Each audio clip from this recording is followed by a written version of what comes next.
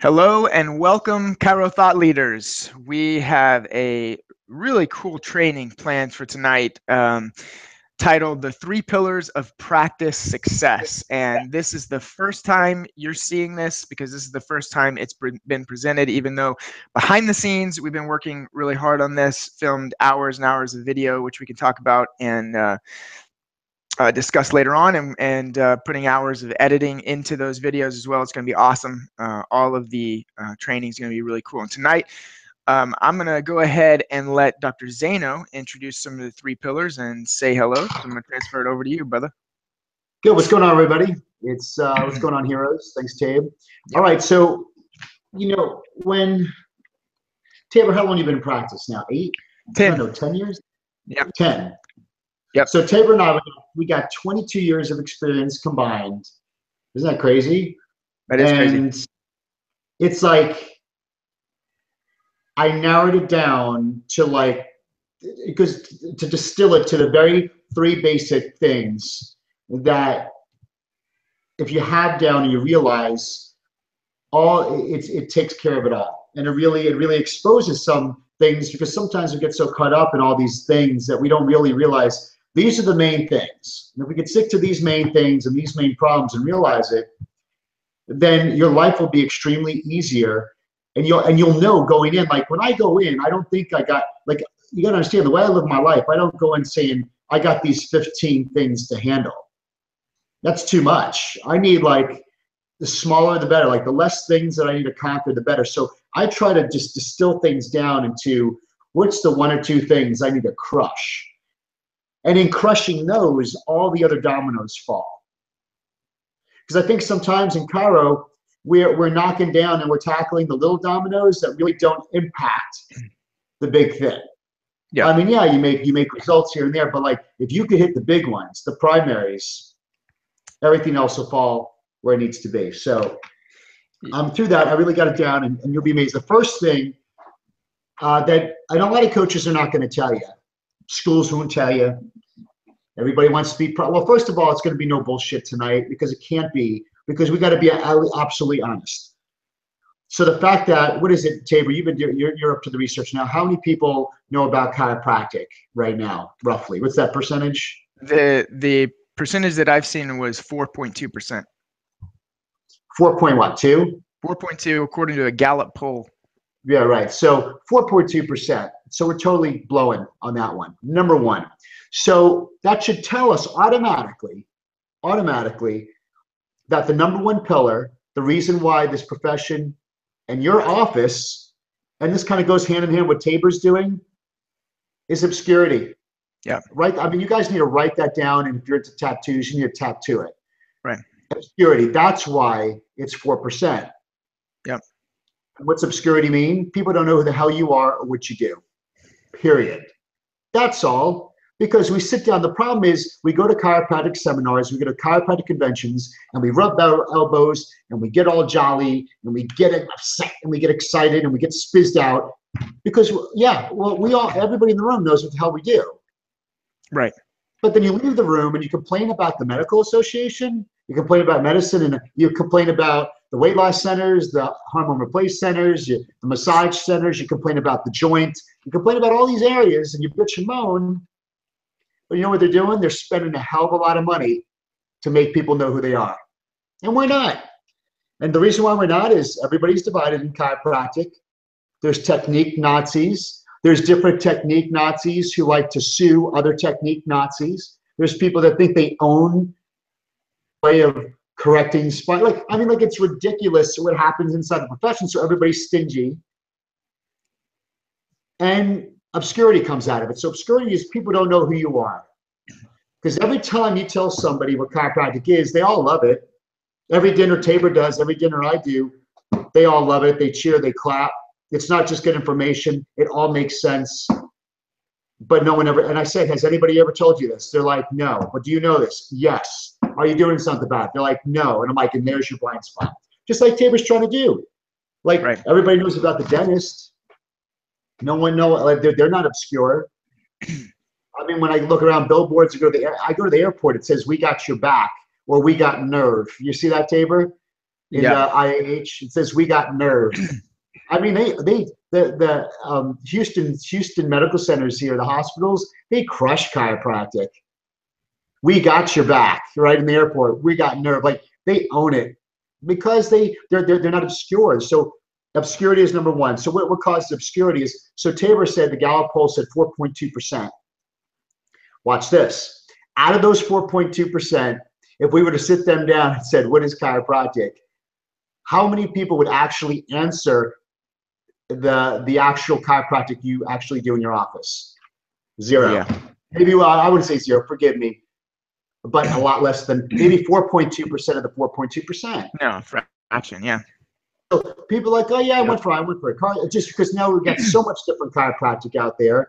Oh, some chiropractic, it's not even adjustments, but I'm not telling you how to practice. You can do whatever you want, but it's like that's the other thing. So it's what percentage of the 4.2% even know? Right. And so that's why, like, if you ask people, well, what do we do? And then so out of the 4.2%, I think they know the term chiropractic. They may have gotten an adjustment or something that seemed like an adjustment, but they really don't know the principle of what it is. So there again, it brings us, it's even lower, it's even sad of the obscurity. Yeah. So what we have to do in order, now this is the first step, because everything, like, if we don't get known, then what I'm about to say is not, after this, the second two pillars Tabor and I talk about will work. But here's the thing. I'm not talking about us as a profession need to get together and we need to be obscure. I'm about wolf packing it now. And what I mean by wolf packing, you could be a lone wolf, like alone and do this yourself, or a group of guys or gals that dedicate to do it. We're not going to wait for everybody else. Because if you're trying to wait for everybody else, you're waiting for the circumstances to change. I want you listening right now to do this for yourself. So what beats obscurity? It's getting out there. It's not a Facebook ad, right? Because it really doesn't, a yellow page ad doesn't really do it. They need to actually hear from you what the principle is. So that could be video, that could be a screening, right? Because at least you got a little bit of conversation with them. That could be a dinner talk, an outside talk, a church talk, any type of speaking one-to-one, one-to-many, because that's when you have the opportunity outside the office to actually tell them what the principle is. And now you go from obscurity to knowing. Because I haven't met anybody that when they hear me speak, now not everybody gets care underneath me, but everybody knows what chiropractic is. So the only variable is they just don't want to do something about it right now. That's fine. I mean, that's not my issue, but our issue is to go from the unknown to the known. So we got to bring what we do into the light. Because I really feel like we're almost better off calling us a different name. Because chiropractic, it's like when I go in, when you say the word chiropractor, that person, to 7 people, they have 7 different lenses of what it is. Versus if I said I'm a spinal hygienologist or a spinologist, at least it would be like, well, what is that? And then you're defining what it is. Yeah. So not only are we obscure, people don't know what we do. That's one person. Then people come in thinking they know what we do, which is worse. Then we got to actually take what they think we know what we do, replace it with what we really do, and make sure there's no confusion, and then for them to know about it. Yeah. So obscurity is number one. That is the only reason why there's 4.2% people don't know about it. So what do you think Tabor's doing? You got to bring spinal awareness. Yeah. You know what obscurity and what chiropractic reminds me of is I'm from I went to school at a little bitty school in the middle of nowhere, New Mexico. Like you probably won't have, I didn't think I even told you this. You probably won't believe me, but I graduated with 10 kids in my class. That's how many walked across the stage. 10. It's tiny. So, but the problem is, like, when you're in that school, there's only like 100 kids in that school. Like there's so much drama. There's so much like bickering between each other. You think everybody knows about you. Like when we were there, we thought like it was the world. And that's what chiropractic is. Chiropractic's so tiny compared to like medicine. We think medicine is like out to get us, but medicine is like, they don't even know us. I mean, and we're so tiny. We've got so much bickering and drama going on inside that nobody ever gets out. Nobody ever leaves and becomes that wolf, that it joins a different wolf pack or becomes that lone wolf. And like, I have friends who are still in that tiny little community, and they still think that is the world there because they never got out. They never decided to, take that step and become and actually see the rest of the world and take something out of there, if that makes sense. And I think that's what we're talking about here is we're like, all right, we've got to say no more. I myself I'm gonna fight obscurity, and I'm going to become known in my community, and I'm gonna step out and do some things that might take a little bit of courage to do, but they're gonna allow me to share what chiropractic really is with my community. I mean, that's what a hero is, right? Courage, contribution, outrageous achievement, nobility, and being admired for it. And Tabor hit on the head. So I really like that. When you were talking about it, it reminds me of one of the greatest line a hero will always whisper to themselves. And a hero says this, and individually, every chiropractor on here, listen, don't count on me and don't count on Tabor. You got to wake up and tell yourself this: no one's coming to save me. Right. Like when you can wake up and be like, no one's coming to save me. Like I'm responsible. So I think instead of us waiting for everybody to get together and rally at the TCA and go to the Texas board and fight them, listen, if we say, listen, that's great, and I appreciate the guys who fight in the politics, but if we all woke up every morning and said, listen, whether Zaino or Tabor's on their game or not, no one's coming to save me or my town, so I got to do it myself. And I think if we all take personal responsibility and we kind of give the nod to each other, like, dude, do your thing, man. I think that's how it goes, because I really haven't seen the communion that happens. So you got to break obscurity, and that's why with Tabor's screening, with the dinner, the dynamic dinner, which is every outside talk you could do, with doing Facebook Lives every single day, just getting your message out there any way possible destroys obscurity. It takes something that's beautiful. It takes something that was in the dark and now it makes it in the light. So number one, people have to know what we do. That's why people like, how'd you build your practice?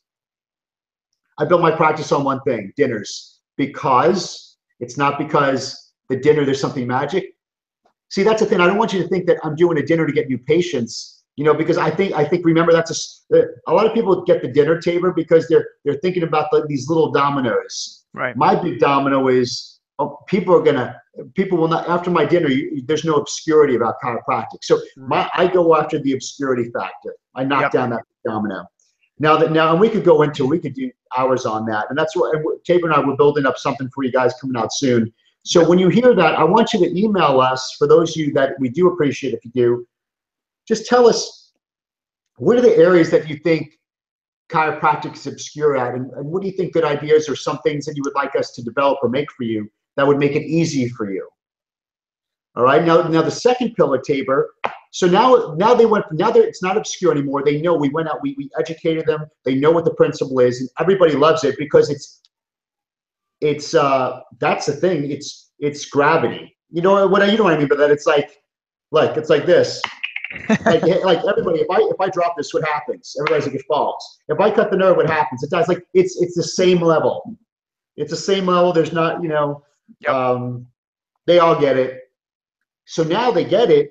Now we got to do conversion, right? So now, how do you take someone from getting it, knowing this is something that they should have done? They realize no one told them but you, and they have not been doing it. Here's the blind spot. Health's not how they look, how they feel. How do we convert them to investing money, non-insurance dependent? That's always here. You make it non-insurance, whether you take insurance or not is great.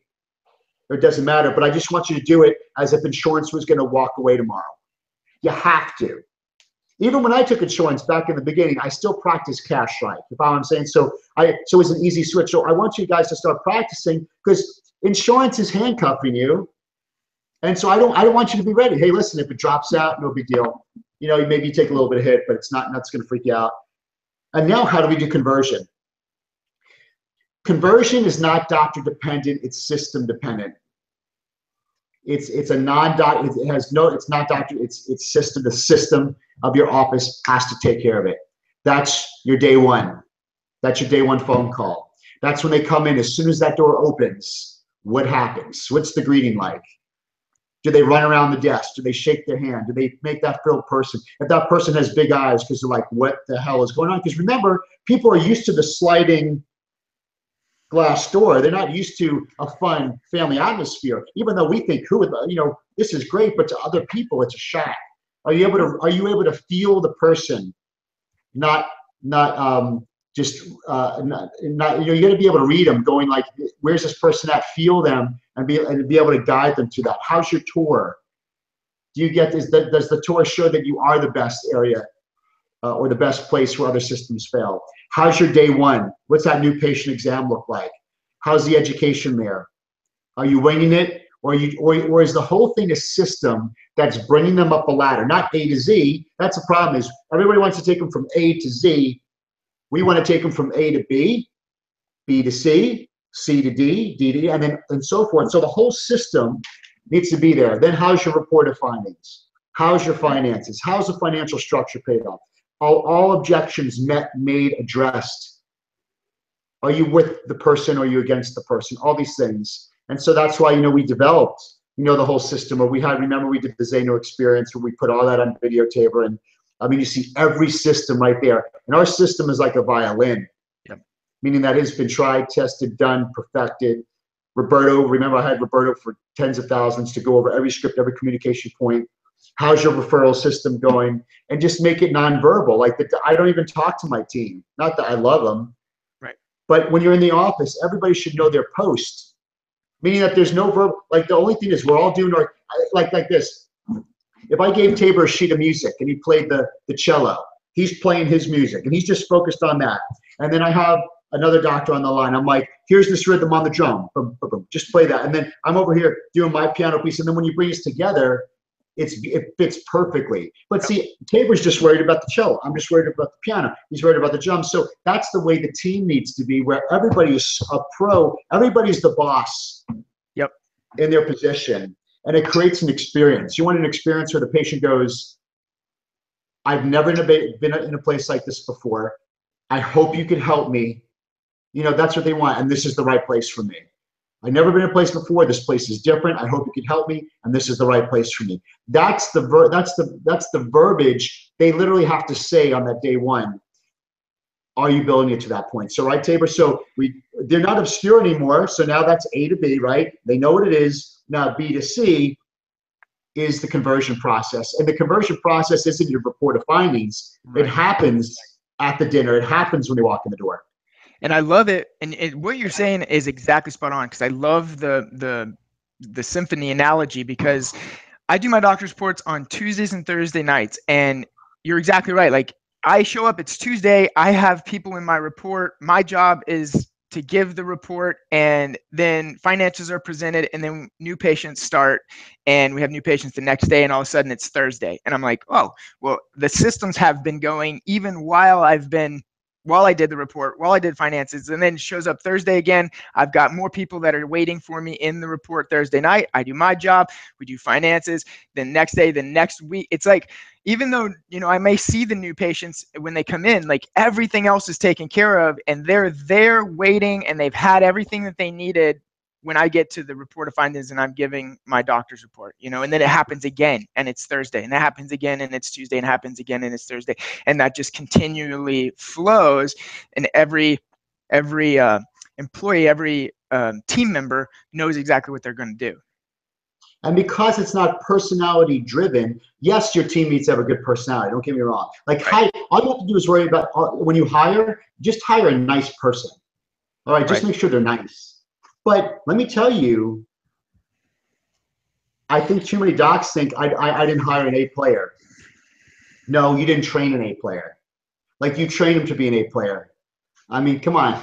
So that's why I say just hire a nice person. Are they nice? Good. All right. That means they could smile. Awesome. And I've found that when I have to, like, I had to fire someone, and I felt so bad because it was my fault. Like, it was my fault. I did not train like I should have. And so then I had to do something really hard, and it was just like, I never wanted that to ever happen again. So I'm like, like they say, fire quick, hire slow. That's why they say that, because it sucks so bad to have to fire someone. But when you hire slow, you hire the right person, and you got to train, because I don't want it to be my fault that somebody messes up and I have to let them go again. To me, that's like the hardest thing to do as a boss, you know?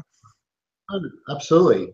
So the conversion, and then the thing is, when you do that report of findings, whether you do it solo or in a group, like Tabor and I do it in a group, or I even do a video. So you got 3 options. You got one-to-one, a one-to-many, a group, or a video in a group, or a video one-to-one. We have that available for you guys. That is the point where the dinner took them into the office. Now this one's bring them up another level where they can now have all the right information they need, all the information they need to make a decision that moment to invest in their health and then take responsibility. See, we're not saving them. That used to be, I remember, I mean, man, that day I realized that I can't save anybody's freaking life. It's their responsibility. I'm throwing out the life preserver. They need to grab it. Because, when you go into the practice saying, I'm going to go out of my town and save my town, you're putting all the load and the weight and the end result on you, and it's not. Your goal, like Tabor said, is go in, be the best communicator, put them through a system, and right through that system, bring them to an awareness, knowing that you did your part. They understand what needs to be done. They have all the objections been met, and they know that I can make a decision right now for my health. And they either pick one-time investment or they do payment options. Done. And then they know they're committed. They know that you're more of a coach. Hey, listen, I'm going to do this with you. You're going to love me some days. You're going to hate me some days, but this is you. This is all for you. Every time you come here, you benefit, not me. And then you get them on the journey to do that. So it's going to be conversion. So, I know we're just lightly hitting it because we literally have filmed dozens of hours on each pillar. But then the third pillar now, obscurity, great. They know what we do. Great. Like that's why Tabor sees he could change. He could literally help change the profession with awareness. So now there's obscurity is gone. They know what it is.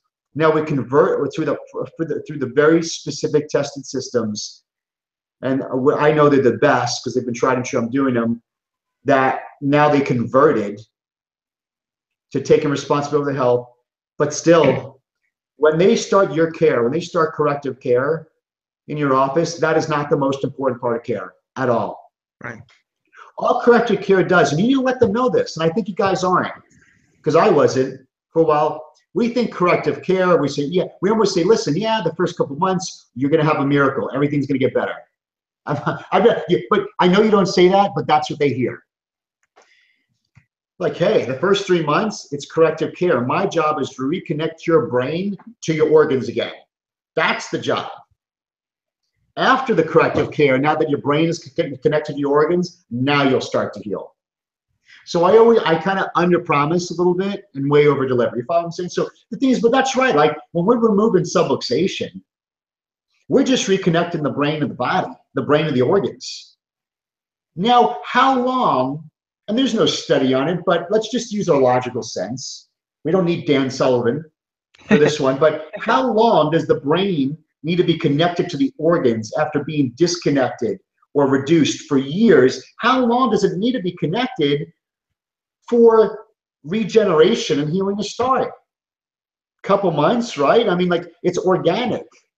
So the thing is, like, that brain needs to be connected to the body. It's not the on-off switch. There's a cascade of events. There's neuronal input. There's nutritional transport. There's no oxygen going to the cell, and all these things. So this whole cascade of disease literally is slowly, organically, that's the key word, organically reversing itself. And when you look at organic, I got a garden. The best thing, if you want to really understand chiropractic, get a garden.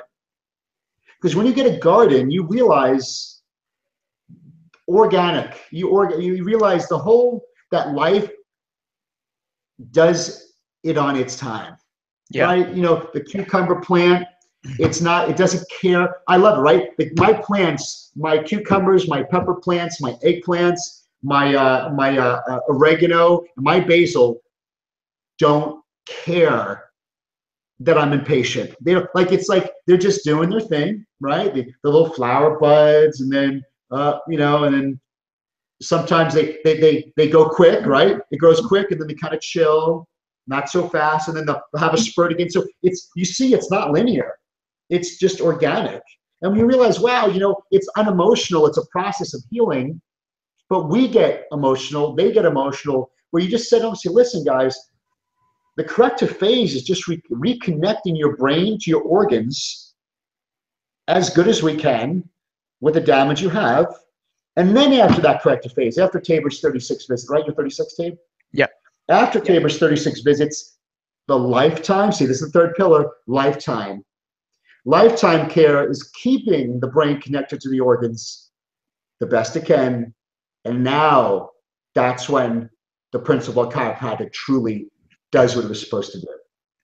So if we don't have lifetime patients, people never got chiropractic care. They might have got adjusted. They might have had a bone crack here and there, that the whole thing, but they never experienced. Chiropractic was to maximize human potential. Yeah. And then so many people leave. Insurances pay for 10 to 12 visits, maybe. They're paying for us trying to just reconnect the brain and the body. They're not paying for chiropractic principle, which is maximizing human potential. Yeah.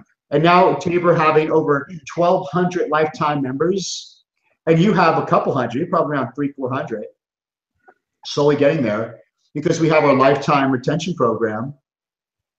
Like, we're actually smiling knowing that we're able to practice, people are able to experience, and I'm able to practice the principle of what chiropractic was supposed to be. What I mean by that is, when I have a patient that's been there 5, 6, 7, 8, 9 years, they're past the corrective phase, their spines aren't perfect, but their brain is connected to their organs and tissues as great as it can be. And that nerve channel is being open now for years. So we know the body has the time and the organic process to heal disease the way we're supposed to. And then that person's really dipping into the principle. And so those three dominoes, Tabor, right? Obscurity, boom, back it down. How do we get there? That's the dinners. That's the spinal hygiene movement. That's the talks, outside, inside work. That's you going out there and speaking the message. It's not an ad. It's not me sitting saying, hey, I'm inviting you to dinner. The ad is me getting you to a free dinner, right? That's all an ad could do. It sure as hell can't sell chiropractic. God, I know that. I wasn't born yesterday, but but I know at least I could sell you a free dinner at a really nice restaurant. Then at the dinner, now I could destroy obscurity. Then now we got to convert. We got to take them from a medical minded model outside into an inside out model. And you got about 3 days to do it. Yep. So there's no guessing. There's no crossing your fingers and holding your breath on that one. You got to literally say, I have to have, like Tabor said, Tabor said it perfectly. When they walk in the office, they're going into a symphony. Yep. The symphony, right? Symphony, like a symphony practices. They had a fireworks symphony here at the Woodlands, right? With the fireworks. And I played music, so I could hear, and anybody could hear, like, if you're a musician, when someone makes a wrong note, you could pick it up. Like the melody's off. Right. No one missed a beat. No one missed a beat. That conductor's doing his thing. Those people probably practiced for hours and weeks and months. And let me tell you, when I showed up to the symphony, they took me through the experience of the symphony. And I went through the conversion process. So your office is a symphony. The front desk is doing their perfect symphony. The doctor's doing their symphony. Everybody down to the x-ray tech, during the walking them out, you're going to come here with your spouse, you're going to leave your kids at home, you're going to bring a form of payment, all this stuff. The whole symphony is perfected. It's beautiful. It's a masterpiece. That's the conversion. You got right 3 days. And then what do we do from that? What do we do when they have their first or second adjustment for the rest of their life? That's the whole thing, the whole goal, the whole end result, and our dream as chiropractors is what happens after that 3 months of corrective care. It's the lifetime. Yep. That's when we get to really practice chiropractors. Because I think in the beginning we're technologists. We're adjusting them, but they truly don't experience the human potential effects of chiropractic and what we were created to do until years of chiropractic care. And so that becomes the lifetime revolution, the lifetime VIP program in there. So I think those three dominoes. If you guys think of any other dominoes, but what do you think of that, Tate?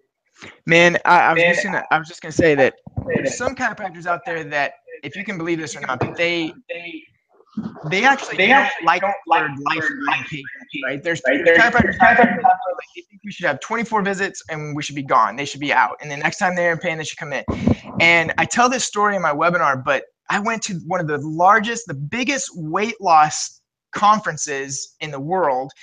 And I mean, if we as chiropractors think that that we should have lifetime patients, the people who are doing this weight loss clinics, they actually said this with the guy up who was doing all the training. He was like, if someone comes in your office, they lose 100 pounds and then they leave and they don't start wellness care, they leave and they gain 100 pounds back, were you successful?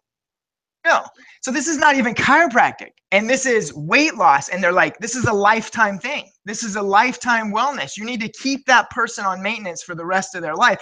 If they're not on maintenance, don't even let them start care. Don't even let them start weight loss care, because not only will they fail if they leave you and gain 100 pounds back, but now they're going to tell everybody that they tried that and it didn't work. Right? So, I mean, what happens after our patients go through some 24, 36 visit care plan, and then they're not, I mean, they might have some correction, they might have a little bit better alignment, but if we're not keeping them under wellness care, if we're not teaching them what to do on a daily basis to maintain what we did, it goes back. I mean, that's the reason why they might have even been born with a good alignment, but after 20 years of damage, it is not there anymore. Right? So that's going to happen again if we let them out. So we need to actually put most, if not like a tremendous amount of energy in our processes to create lifetime patients. And we're actually giving the best possible value to our patients when we can convert them to lifetime care. And Taylor, that's so right, because what was one of the objections? It was like, well, do you have to do this for the rest of your life? That was always the weird objection that I never understood. And we would always used to go, well, do you maintain your car? Do you maintain your teeth? We do the stupid logical rebuttal. Right. But I'm like, well, instead of avoiding that, I'm like, I just build it in. I'm like, yes, and you do this for the rest of your life. Of course. Because the thing is, because we've got to remember, because they never heard of dentistry doesn't mean that they weren't supposed to always be taking care of their teeth. You follow what I'm saying? Like, let's go back to that. So because they never heard of a dentist didn't mean that you were supposed to be taking care of those things your entire life. Right. And continue, right? So like being naive about it. So let's just say with Kyra, like you were obscure to it. You didn't know about it. But that doesn't take, like you should have been taking care of this since birth. Or that question that I always ask is like, well, what caused that? And it's like, would you ask a dentist what caused the cavity? I mean, that life causes that. It's like degeneration causes that. You know what I mean? It's and I go through them like the main reason what caused that, guys, because you never took care of it. Yep. There's a blind spot that you never took care of. Like you didn't know to do anything about it. And I go, and that's been your biggest blind spot. But instead of being sad, you're empowered. Because 5 to 6 people don't know that. They're basing their health on how they look, how they feel, and they're all going to suffer regret. They're going to always go back, and they're going to, when the disease hits, they're going to wish they would have known something. And I go, when you actually are the few that they're the 1 out of 6 that's able to look into the crystal ball and stop it.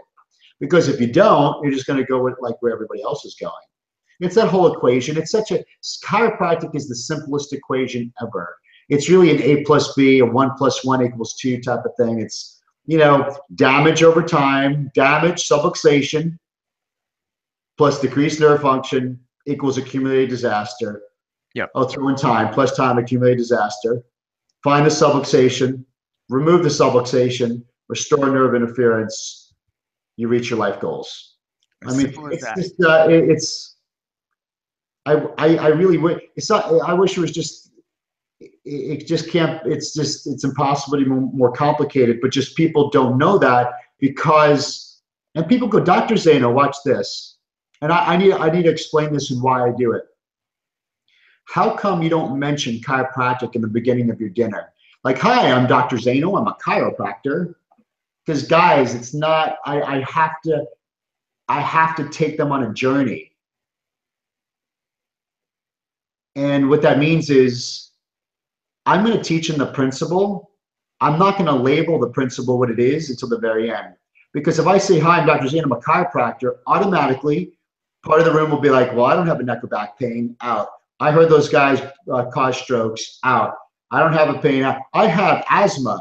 I have nothing to do with back. But, you know, like automatically, people are turning down the volume. When is this dinner going to come out, right? I should have ordered a drink.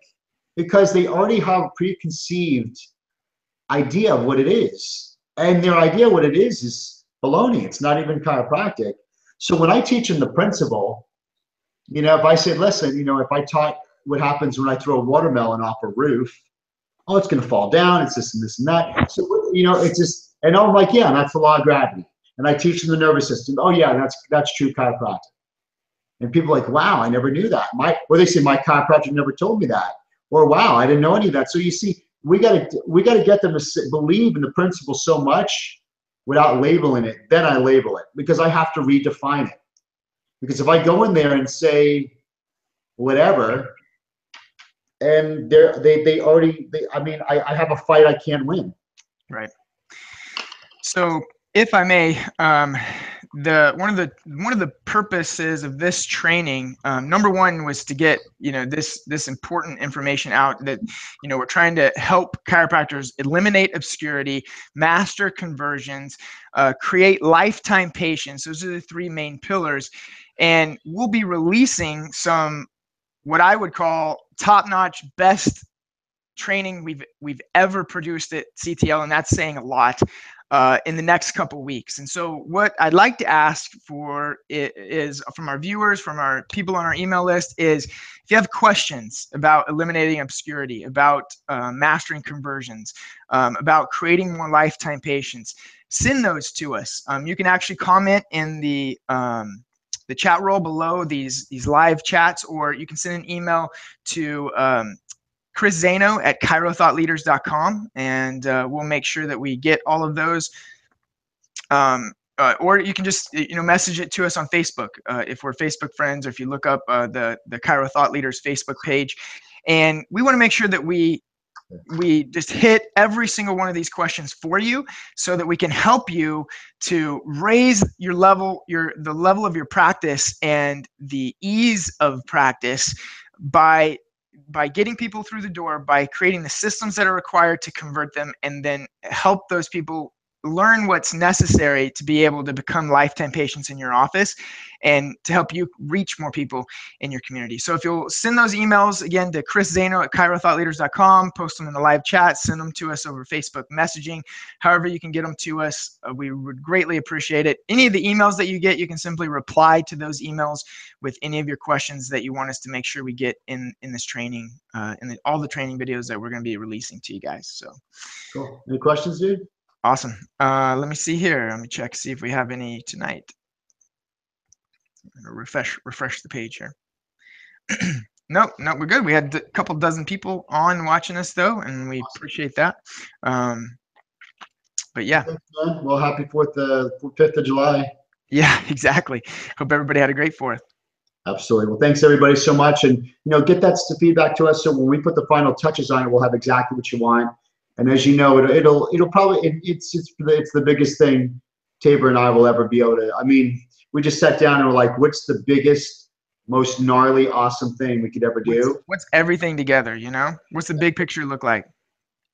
There it is. So we just want to put the final touches on it and make sure we don't miss anything. Awesome. Cool. Thanks, guys. Thanks, guys. Have a great night. We'll see you next week. Stay tuned to your inbox, and we'll be sending you more information. Thanks.